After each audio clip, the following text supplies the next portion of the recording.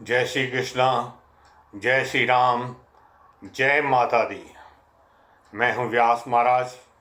हिंदू संस्कृति नामक इस YouTube चैनल पर आप सभी का स्वागत करता हूँ, अभिवादन करता हूँ।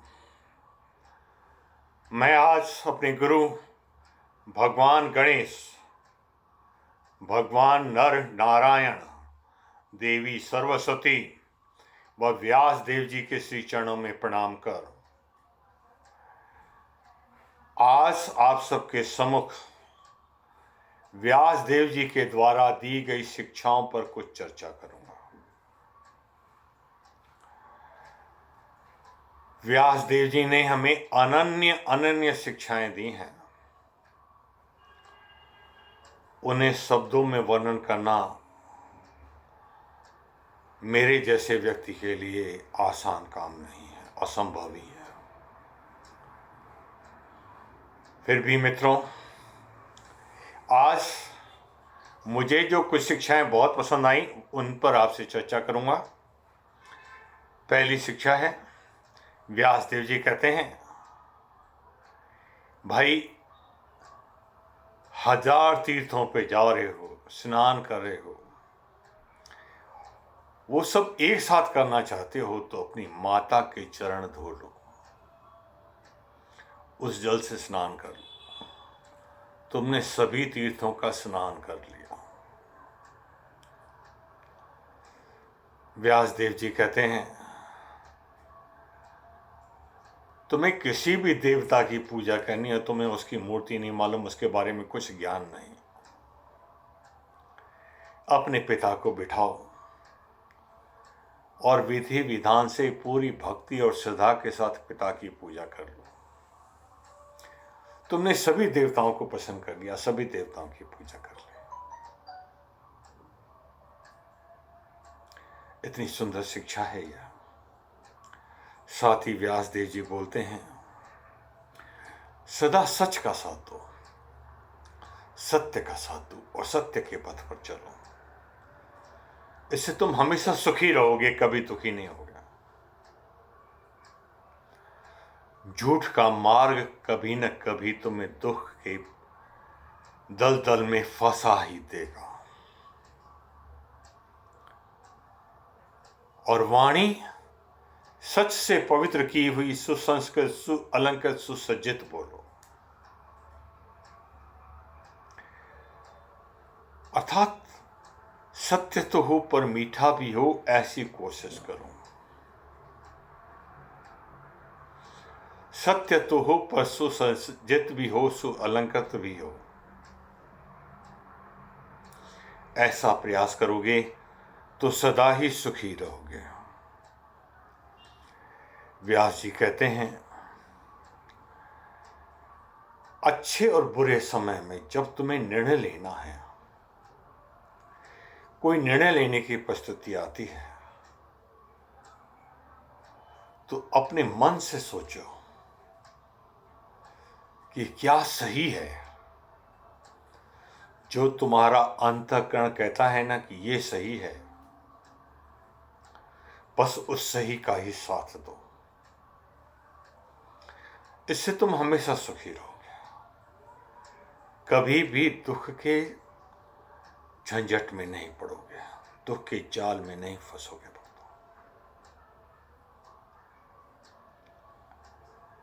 साथ ही व्यास देव जी कहते हैं, अरे इंसान, तू सारे दिन चिंता क्यों करता है?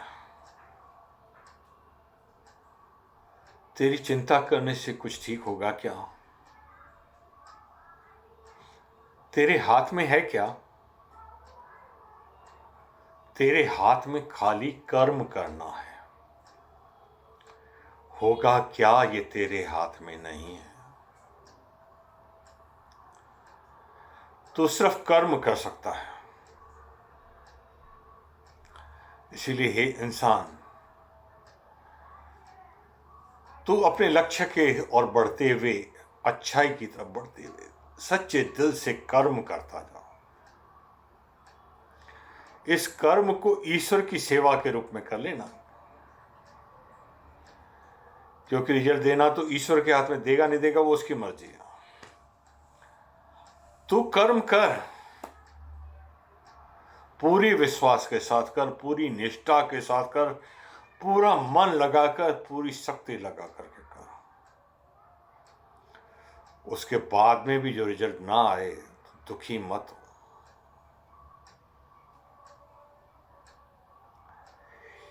और इसी प्रकार कर्म कर पर खाली सपनों में मत घूमता फिर। ये हो जाएगा तो उससे ये फायदा होगा, उससे वो फायदा होगा, शेख चिल्ली मत बन। फायदा होगा ना होगा तेरे हाथ में नहीं है, तेरे हाथ में खाली कर्म करना है। तो निस्वार्थ भाव से, सेवा भाव से, मेरी सेवा मानते हुए, ईश्वर की सेवा मानते हुए कर्म को कर। ऐसा कर्म करने से तू कर्म के बंधन में भी नहीं बंधेगा।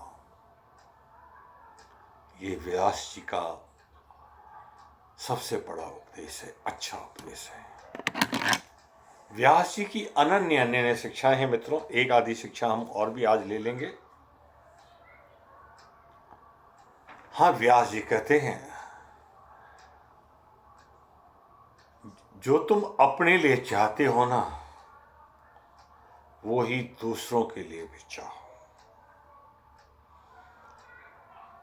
और जो तुम अपने लिए सोचते हो वैसा ही दूसरों के लिए भी सोचो। व्यास जी के उपदेश के अनुसार मैंने कई बार देखा है, मैं किसी के लिए अच्छा या बुरा नहीं कहना चाहता। व्यास जी कहते हैं, जो तुम खाते हो ना, वो ही दूसरों को खिलाओ, वो ही दान करो। जैसा तुम पहनते हो ना, यदि तुम्हें दान करना है तो उसी स्टैंडर्ड का वस्त्र दान करो।